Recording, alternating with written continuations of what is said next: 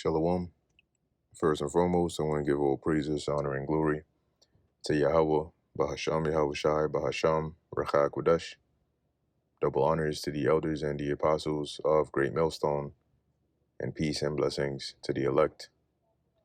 And have a couple of headline updates here as these talks between Iran and the U.S. are not going well. In fact, I believe J.D. Vance basically said that they're leaving. The U.S. delegate is leaving there without a deal, right? Because both sides are claiming that the opposing side is not willing to accept their demands, right? Or that each opposing side has unreasonable demands, right? So for that very reason, they can't come to a deal. Now you also have Pakistan, which is now asking them to extend the ceasefire, but at the end of the day, it's like trying to prevent the inevitable, right? Because ultimately this war will happen, right? And in order for the agenda as well as prophecy to progress, this disruption, has to continue to take place. So it's not looking like something that is going to end through peace at all. But anyway, let's read some of these headlines here. So here we have Trump begins blockade of Hormuz Strait, says Iran will not be allowed to profit from extortion.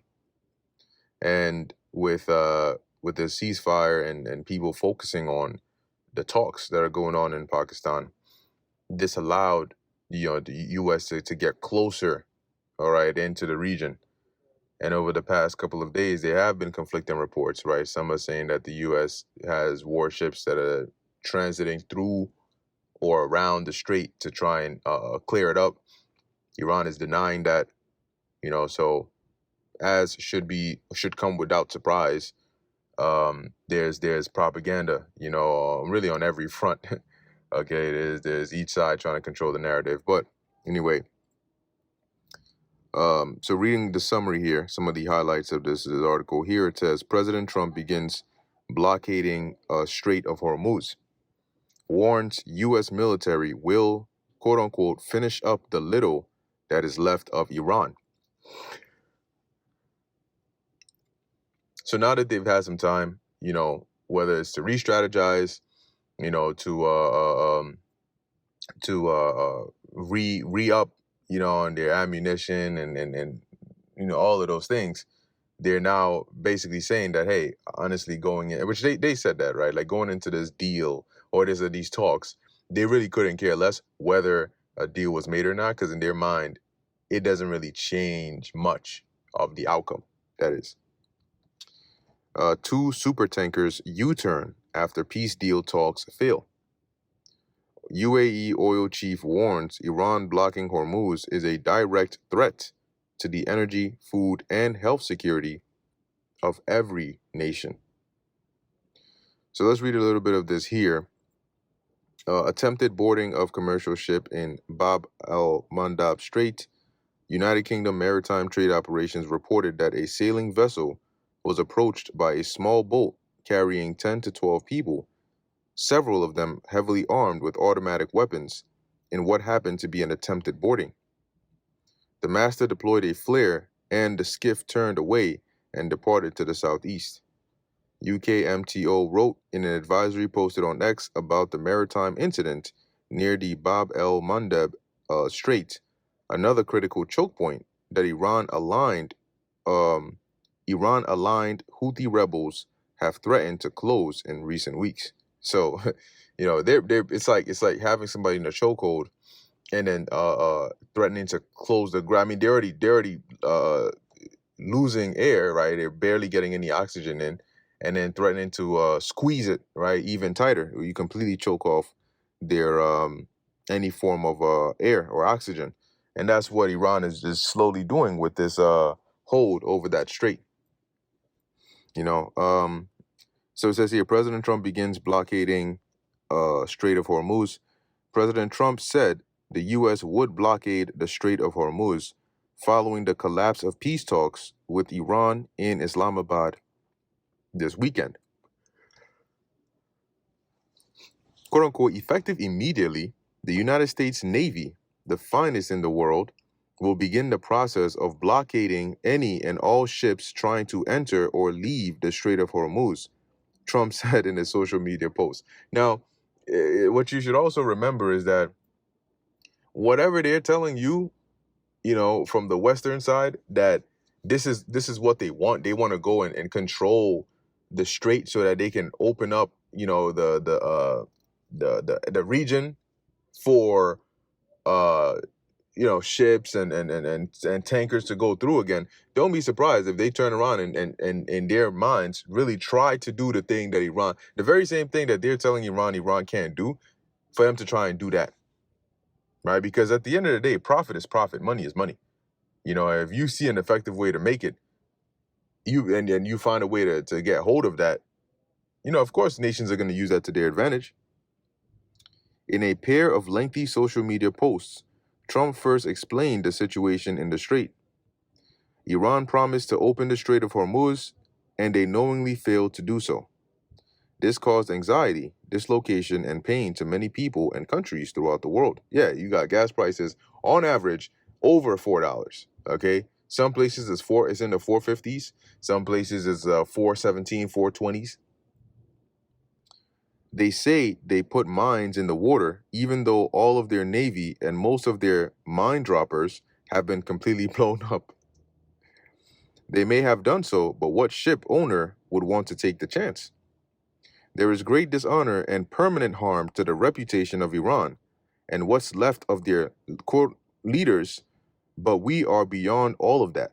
Now, this is Trump's post. As they promised, they better begin the process of getting this international waterway open and fast. Every law in the book is being violated by them. Oh, says the one who's actively threatening to commit war crimes if they haven't already done so, on top of the ones they already have done. I have been fully debriefed by Vice President J.D. Vance, Special Envoy Steve Witkoff, and Jared Kushner on the meeting that took place in Islamabad through the kind and very competent leadership of Field Marshal Asim Munir and Prime Minister Shehbaz Sharif of Pakistan. They are very extraordinary men and continuously thank me for saving 30 to 50 million lives in what would have been a horrendous war with India. I always appreciate hearing that. The amount of humanity spoken of is incomprehensible. Now, that was I believe, maybe the first post. Before discussing the outcomes of the talk, and then now this goes into the next part of his post here. He says here, the meeting with Iran began early in the morning and lasted throughout the night, close to 20 hours. 20 hours, it's a long time. I could go into great detail and talk about much that has been gotten, but there's only one thing that matters.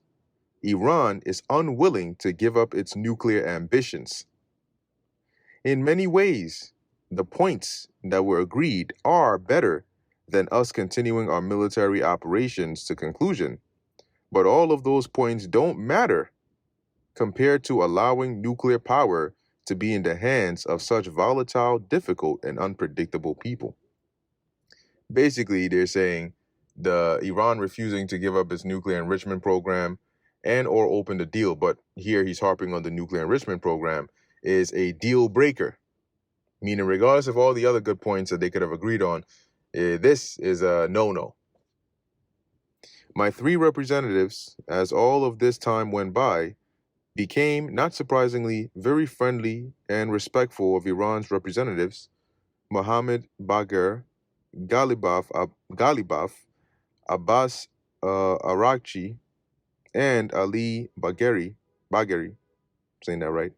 But that doesn't matter because they are very unyielding as to the single most important issue. And as I have always said, right from the beginning and many years ago, in all caps, Iran will never have a nuclear weapon. That's so that you can see that that's the narrative here that they're going with, okay? We can't allow Iran to get a nuclear weapon. It's too dangerous. They're terrorists. So we must stop them at all costs. even if it means resuming this war. Now, you know who's very eager to resume this? The same guy that's on trial, a criminal trial in Israel. He needs this. Okay. Trump noted that talks went well until they didn't. So there you have it. This is Trump speaking again. The meeting went well. Most points were agreed to, but the only point that really mattered, nuclear, was not. The U.S. president is hopeful, and that's all BS. Remember, this is when he posts these messages, it's for the public. Okay, it's for the public. So it's what they want you to think. It's what they want you to feel, right? It's the a little bit of information, then a lot of bit of non-information, and then the a little bit of a glim of hope, a glimmer of light, and then the bearer of bad news is slightly thrown in there. Okay. At some point, we will reach an all being allowed to go in, all being allowed to go out basis. But Iran has not allowed that to happen by merely saying there may be a mine out there somewhere that nobody knows about but them. I'm just going to jump to the important parts because he seems to have posted a lot over here. In any case, he says here, I have also instructed our Navy to seek and interdict every vessel in international waters that has paid a toll to Iran. No one who pays an illegal toll will have safe passage on the on the high seas. So now it's an illegal toll. We will also begin destroying the mines the Iranians laid in the straits. Any Iranian who fires at us or at peaceful vessels will be blown to hell. So this is, in other words, saying we're about to come up in there and take that area, and if you try to resist that, well, then we're gonna engage. It's like the re-entry back into the back and forth. Like, how do we do this? And Iran is saying, look, listen, buddy, this ain't what we agreed on, and this is not what we're gonna do. You know, this is our leverage, so we ain't gonna give this up to you.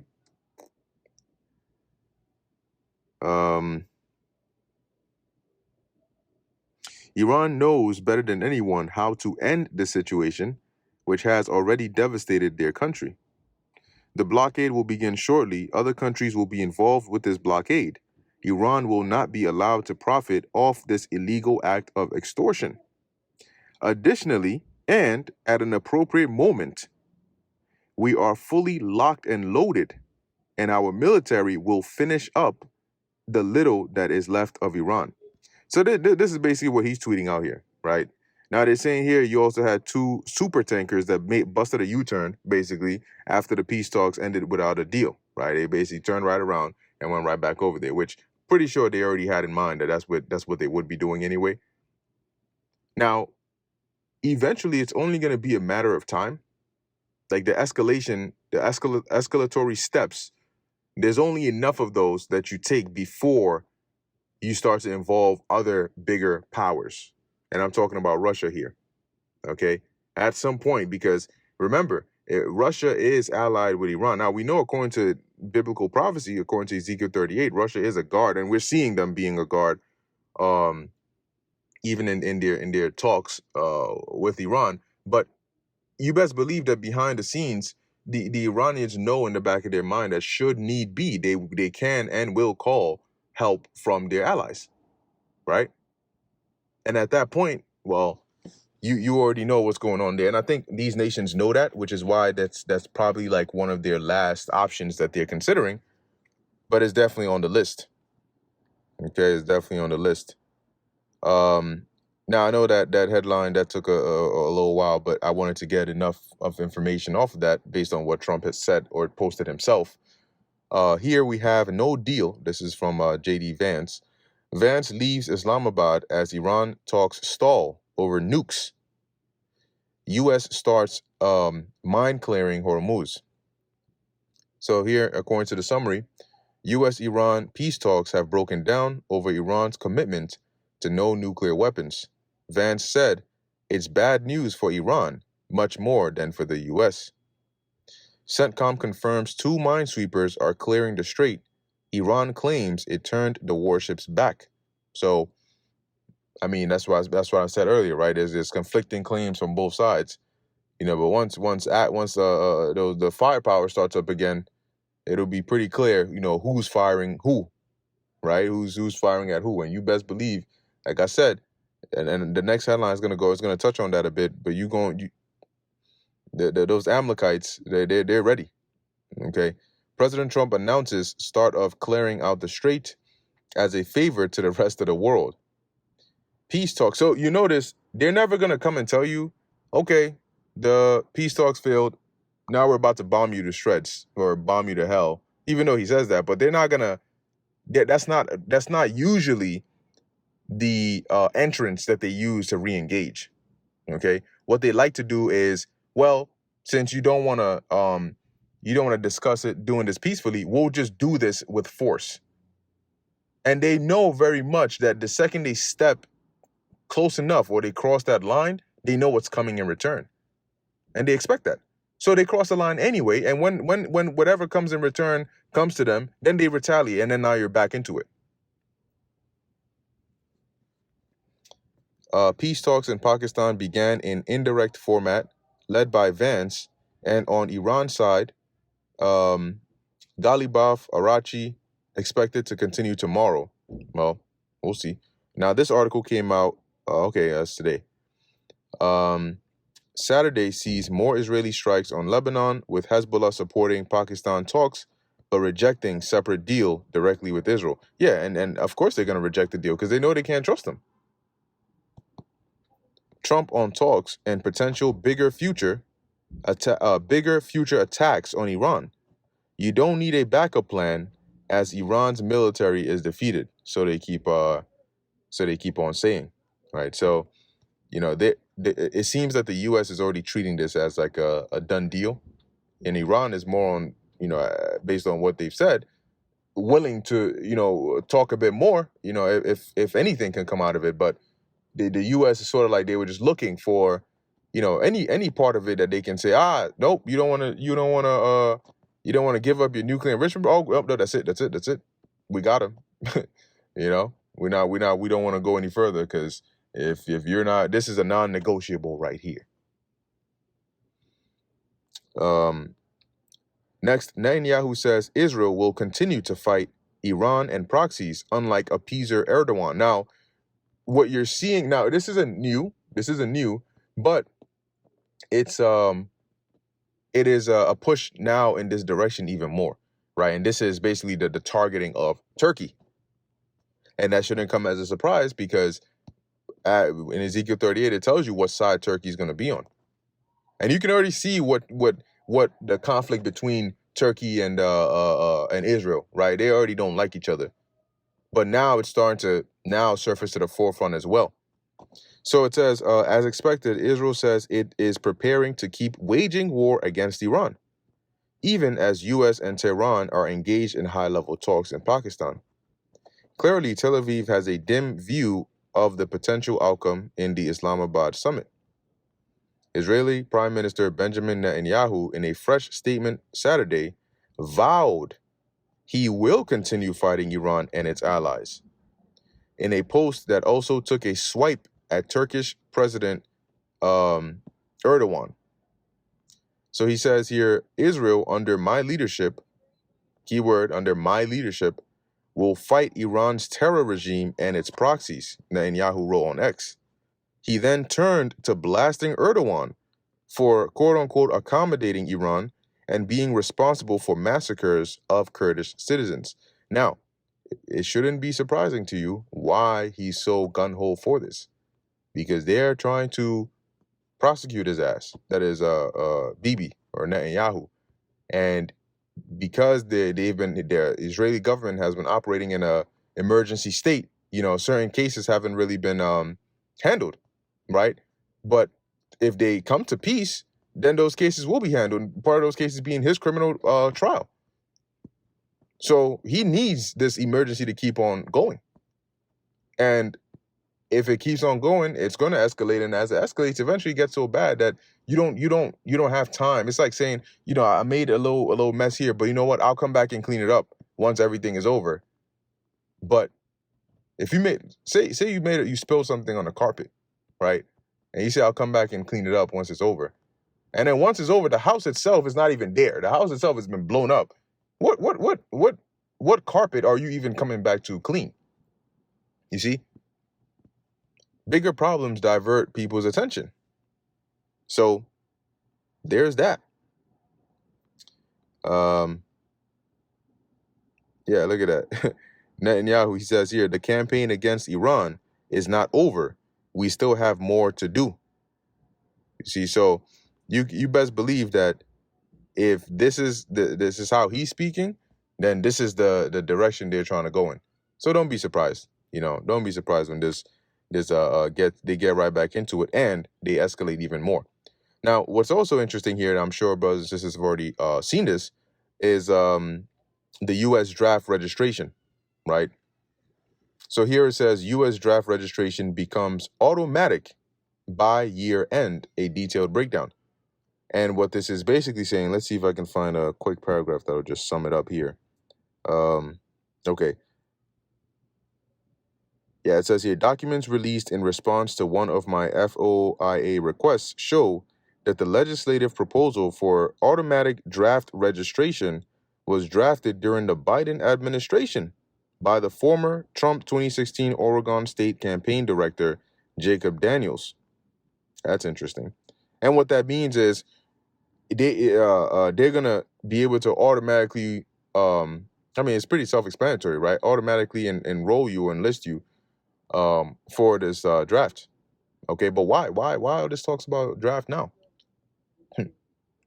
Remember, they still have the those plans for that ground invasion that is going to happen, and they're going to need bodies.